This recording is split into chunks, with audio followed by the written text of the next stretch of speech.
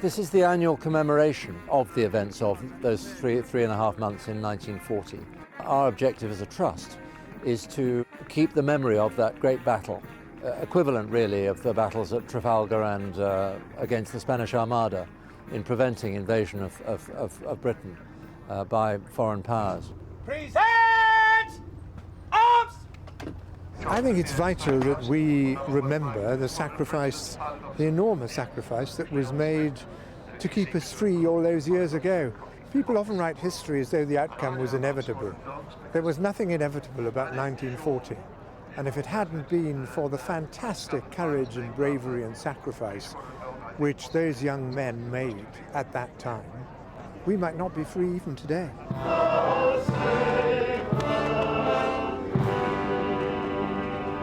I was Pilot Officer Bob Foster, 605 Squadron. At the start of the battle we were up in Scotland. 605 had taken a caning over Dunkirk and so on, went north to reform. That's when I joined them.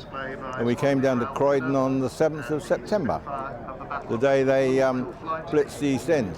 They broke through for the only time, came up the Thames and plastered the East End on the 7th. Yeah, and that was our welcome to the battle when we flew in to see London burning.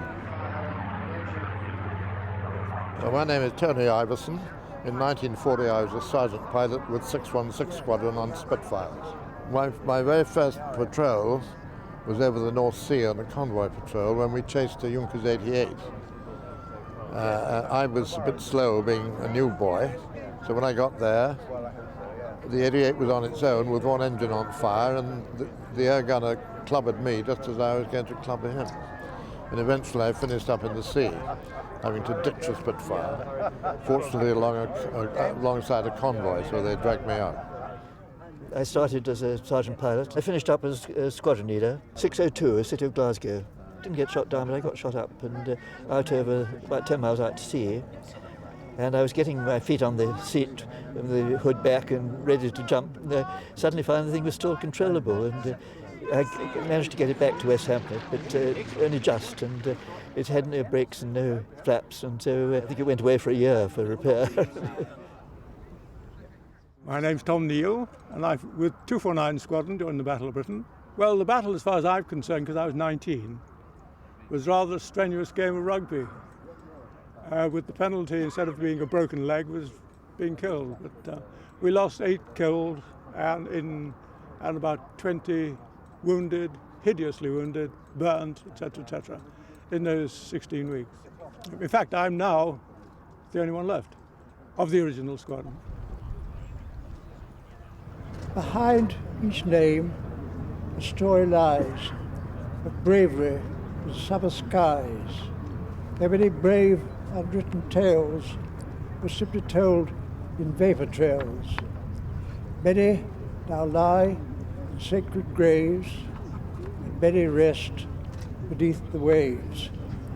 Outnumbered, every day they flew, remembered here as just a few.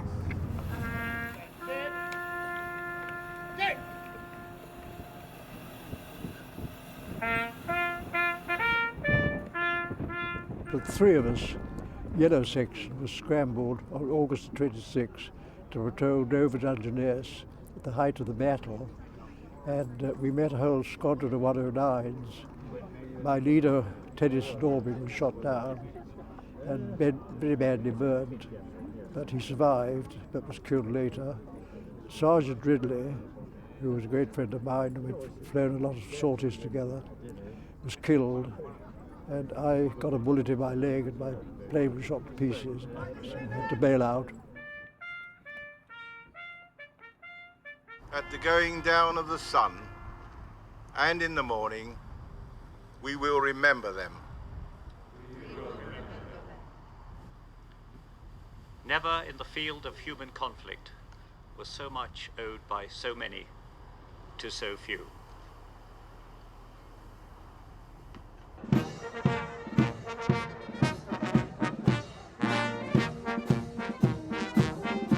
I'm heartened and encouraged. I think there is quite a lot of interest on the part of the younger generation in what happened, and I think we have to foster it and nurture it and hope that it survives, which I think it will.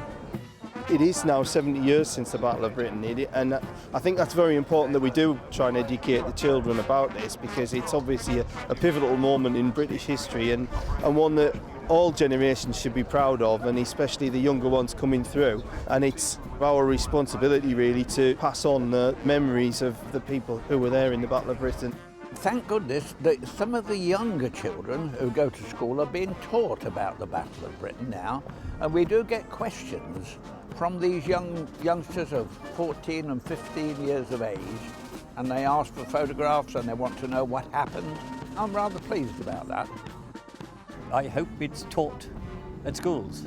Certainly it's one of our ambitions here at Capel-le-Ferne to give them a centre where they can come and learn a bit more about it, because it was, in our view, and I think in many people's view, the pivotal moment of the 20th century. So I hope people are taught that. I very much appreciate events like this and how they are used for that, to educate each generation, to keep the memory alive. Hitler had success everywhere until the Battle of Britain, and what it meant to, as Churchill said, the future of democracy. We saw the Spitfire flying today, and it's still a magical sound, a magical sight, isn't it? It's quite emotional, I think, when you see that thing flying. When you consider the sacrifices made by the pilots during the period, it just seems suitable or appropriate to come along for the day and take part in the celebrations. Come here to pay tribute, to pay homage to the pilots, the significance of the event. And what have I thought of the day? I've thought it was wonderful. There aren't a lot left. There are about 80 or 90 of us still alive out of 2,947. And I think you'll probably see here 17 or 18 of us on our feet. We're on our feet with sticks. These are really to beat off the girls, you understand?